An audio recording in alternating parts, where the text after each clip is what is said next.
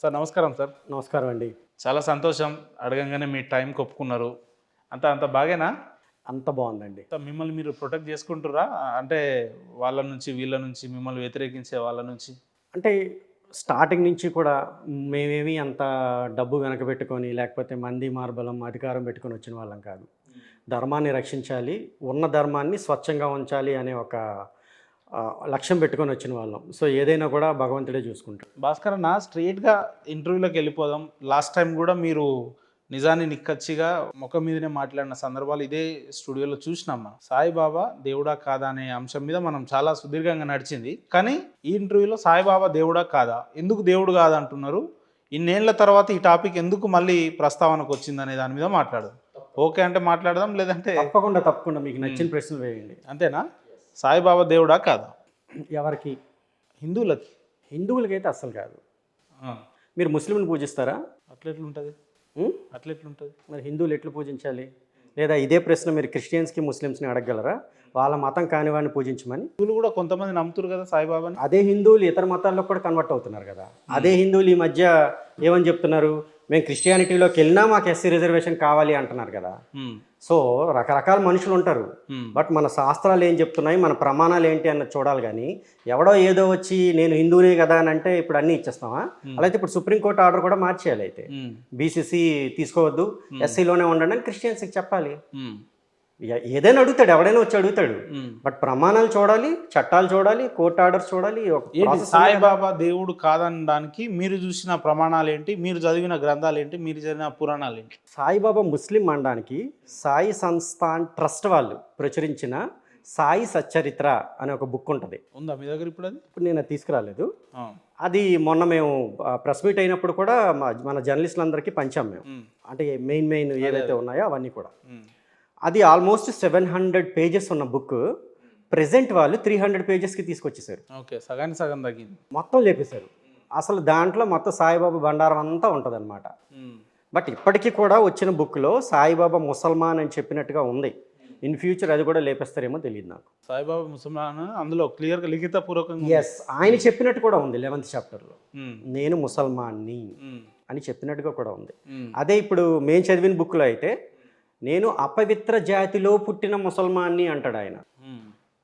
ఇంకెంతకన్నా సాక్ష్యం ఏం కావాలి? అదేమన్నా మేము సృష్టించింది కాదు కదా. అపవిత్ర జాతి అంటే ఏందన్న? అపవిత్ర జాతి అంటే ఎలా అంటే ఒక బ్రాహ్మణ్కి సాయిబాబాకి మధ్య జరిగే డిస్కషన్ అనమాట. సో ఇప్పుడు దాంట్లోకి వెళ్ళట్లేదు. కానీ అక్కడ అపవిత్ర అంటే అర్థం ఏంటి అంటే, ఇప్పుడు ముస్లిమ్స్ ఆవును కోసు తింటారు. మన హిందువులకి ఏంటది? పాపం కదా, ఎందుకంటే మనం తల్లి అనుకుంటాం. మనం సో పవిత్రంగా పూజించే గోమాతను వాళ్ళు తింటున్నారు కనుక మనం అపవిత్రంగా పూజిస్తాం, అనుకుంటాము అని సాయిబాబా తాలూకు ఉద్దేశం అక్కడ. లేదా రచయిత ఉద్దేశం, లేదా అది రచయిత తాలూకు ఉద్దేశం. ఏదేదైనా కానీ రాసుకుందాలు. సో చెప్తుంది నేను. అంటే ఎట్లా ఎన్ని రోజులు ఈ ఉద్యమాన్ని ఇంకా ఎన్ని రోజులు ఇట్లా ముందుకు తీసుకుపోతారు? ఇక్కడ 2 విషయాలు. సాయిబాబాని మేము ఏదో తప్పు పడుతున్నాం అన్నట్టు, లేదా అసలు సాయిబాబాని ఎవరు పూజించొద్దు అని మేము చెప్తున్నాం అన్నట్టు వాళ్ళు ప్రొజెక్ట్ చేస్తున్నారు. రాంగ్. నిజమే కదా? కాదు. అది నేను అందుకే క్లియర్గా మీకు చెప్దాం అనుకుంటున్నా. ఒకరిని పూజించొద్దు అని చెప్పడానికి రాజ్యాంగం మాకు హక్కు ఇవ్వలేదు, ఎవరికి ఇవ్వలేదు. మీరు ఎవరినైనా పూజించవచ్చు, మీరు నన్నైనా పూజించవచ్చు, లేదా మీకు నచ్చినని పూజించవచ్చు, నచ్చిన విధానంలో పూజించవచ్చు, నచ్చిన విధానంలో పూజించవచ్చు.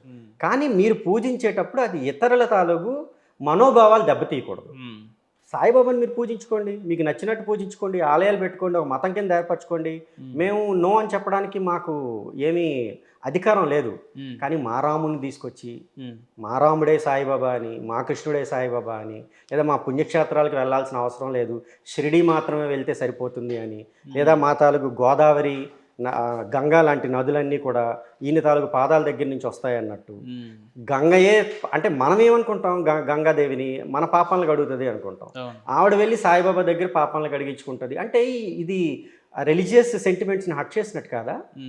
మీరు ఇదే పని ఇస్లాం వాళ్ళకో క్రిస్టియానిటీకో చేయొచ్చు కదా. సాయిబాబాయ్ అల్లా, సాయిబాబాయ్ యేసు అని చెప్పి వాళ్ళకి ప్రచారం చేయమని చెప్పండి.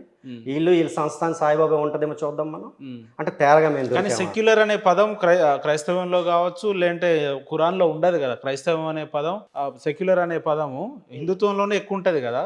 సెక్యులర్ అనే పదం అనే దానికి మీరు ఏమనుకుంటున్నారు అర్థం? అంటే అన్ని కులాలు, అన్ని మతాలు, నిమ్న వర్గాలు అన్ని కులాలు, అన్ని మతాలు, అన్ని మతాలు అంటే ఏంటి? అన్ని మతాలని గౌరవిస్తాం. అవును. అందరు దేవుళ్ళని తెచ్చి మన ఇంట్లో పెట్టుకుంటామని కాదు. ఉమ్. అలా అయితే ఇంక ఇస్లాంలో క్రిస్టియానిటీలో కలిసిపోదాం వెళ్ళి. ఉమ్.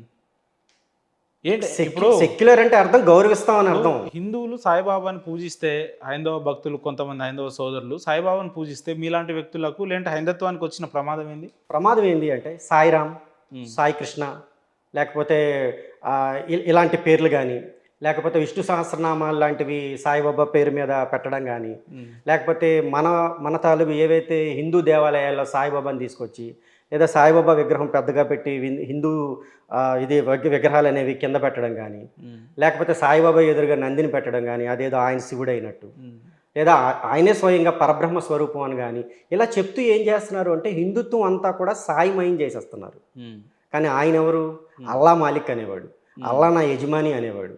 అంటే అల్లా యజమాని అనేవాడి కిందనే ఆయన్ని తీసుకొచ్చి మన మతంలో పెట్టి మనం అంతా కూడా ఈయన మొక్కేటట్టు చేస్తున్నాం. అంటే మనం ఎవరికి మొక్కుతున్నట్టు? అంటే మీరు యాక్సెప్ట్ చేస్తారా హిందువుల మీద సాయిబాబా ప్రభావితం ఎక్కువగా చేయగలుగుతున్నారు అంటే దీన్ని మీరు యాక్సెప్ట్ చేస్తారా? ప్రభావితం చేస్తున్నారు అంటే మళ్ళీ ఇక్కడ కూడా రెండు రకాలు ఉన్నాయి. ఆయన ఎంత ప్రభావం చేస్తారు, వీళ్ళు ఎంత వెళ్తారు అనే దానికి మేము పట్టించుకోవాల్సిన అవసరం లేదు. అది వాళ్ళకి సంబంధించిన విషయం. వాళ్ళు మా తాలూకు మనోభావాలకి ఎంత ప్రభావితం చేస్తున్నారు, ఎంత హట్ చేస్తున్నారు అన్న పాయింట్లోనే నేను మాట్లాడతా. మా గుడుల్ని అపవిత్రం చేస్తున్నారు, మా పుణ్యక్షేత్రాలను అపవిత్రం చేస్తున్నారు, మా నదుల్ని అపవిత్రం చేస్తున్నారు, మా సెంటిమెంట్స్ని హట్ చేస్తున్నారు. ఎవరు మరి వాళ్ళు సాయిబాబాని నమ్మే వ్యక్తులంతా ఎవరు అంటున్నారు? మనుషులు. హిందువులా, క్రిస్టియన్లా, లేదంటే ముస్లింలా, ఎవరు వాళ్ళు? ఇప్పుడు నేను ఒక్కటి చెప్తానండి. వాళ్ళు చెప్పుకున్న అఫిడవిట్లో ఏంటి అంటే సెక్యులర్స్ అని చెప్పారు. మా దానికి హిందువులు వస్తారు, ముస్లిమ్స్ వస్తారు, అదర్స్ కూడా వస్తారు. సాయిబాబా గుడికి ముస్లిమ్స్ వస్తున్నారు లేదంటే క్రైస్తవులు వస్తున్నారు అనేది మీ దగ్గర ఏమైనా అలాంటి ఆధారాలు ఉన్నాయి? సాయిబాబా సంస్థ ట్రస్ట్ని అడగాలి. వాళ్ళు కోర్టుకి చెప్పింది అదే. నాకు తెలియదు ఎవరు వస్తున్నారని, ఎందుకంటే నేనేం గోర్ఖాను కాదు కదా. వాళ్ళ ఆలయం ముందు అలా వస్తున్నారని వాళ్ళు అఫిడవిట్ ఇచ్చారు, వాళ్ళు స్టేట్మెంట్ ఇచ్చారు. మీరు అడగాల్సింది వాళ్ళని ఎవరెవరు వస్తున్నారా అని. ఎక్కువ మోతాదులో హిందువులే వస్తున్నారు, మా దేవుడు హిందువులే దేవుడు అని అంటారు కదా మరి వాళ్ళు. హిందువుల దేవుడు అని ఎలా అంటారు అంటున్నా? అల్లా మాలిక్ అనేవాడిని తీసుకొచ్చి హిందువుల దేవుడి కింద పెట్టడానికి మీరు ఎవరు? మీకు ఎవడిచ్చాడు అధికారం? మీరు దేవుడు అని చెప్పండి. ఆయన ఏంటవి రకరకాల మహత్యాలు చేశాడని చెప్పండి, ఆలయాలు కట్టుకోండి. మేము మిమ్మల్ని అడిగామా? హిందూ పేరని చెప్పడానికి మీరెవరు? మీకు ఎవడిచ్చాడు అధికారం? అల్లా మాలిక్ అనేవాడిని తీసుకొచ్చి మా హిందువుల్లో పెట్టడానికి మీకు ఎవడిచ్చాడు అధికారం? అల్లా మాలిక్ అని అంటే తప్పేంటి? ఇప్పుడు